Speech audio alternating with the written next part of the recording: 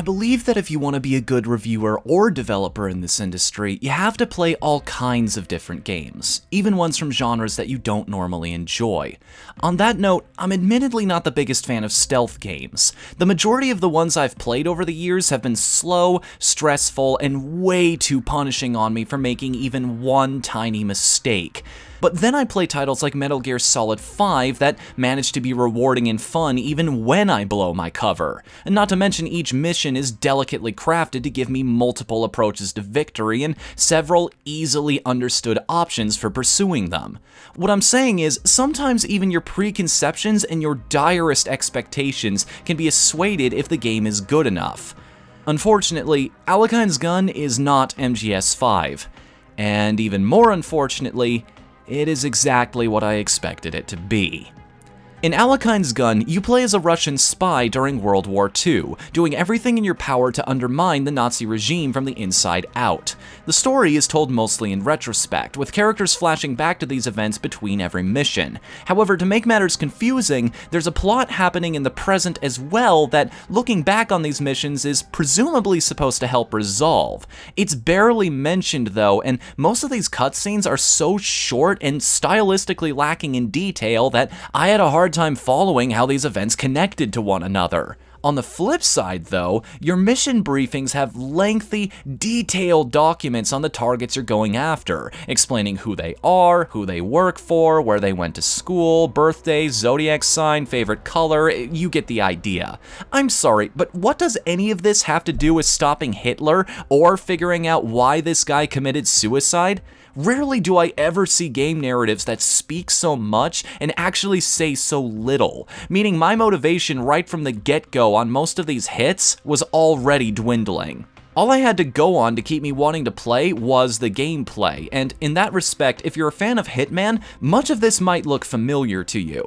You have your classic tools such as a garrote, chloroform, poison, and the like. Strangely enough, you have to unlock the silenced pistol by doing well in missions, and even when you get it, it only comes loaded with about 8 shots. Gunplay, while possible, seems highly discouraged in Alekhine's gun, as even the weapons you pick up from enemy soldiers have abysmally small ammo clips. So if you do get into a gunfight, you end up in this awkward situation of hopping in between covers while simultaneously trying to pick up new weapons from the enemies you've taken out.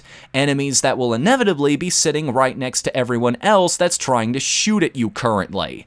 Stealth seems to be the only viable option in most cases, and even as soon as the second mission, you're told that causing an alarm will result in an immediate fail state.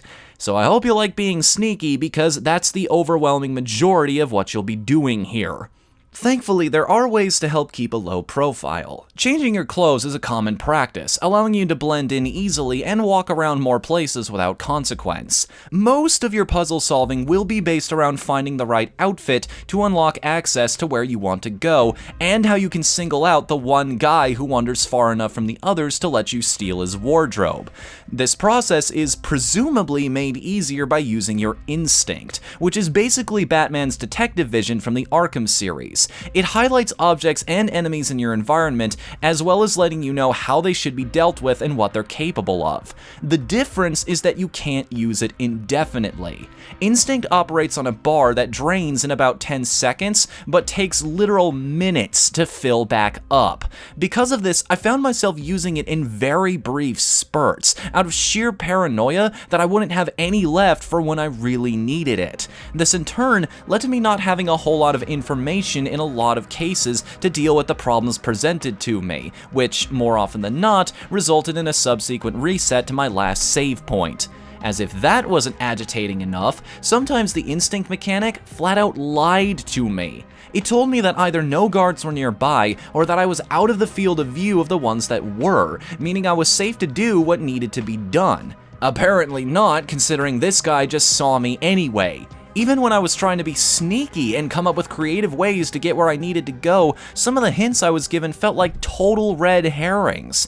Okay, look at this conversation between the guards. Clearly, what I'm supposed to do here is find some cigarettes so I can walk right in and take out my target under their noses. I combed this place from top to bottom for an hour searching for this one key item only to come up empty-handed. So finally, I just got frustrated, gave up, and employed the exact same trick I had used earlier in the stage to sneak into another room without consequence. And you know what the worst part is? This happened to me twice.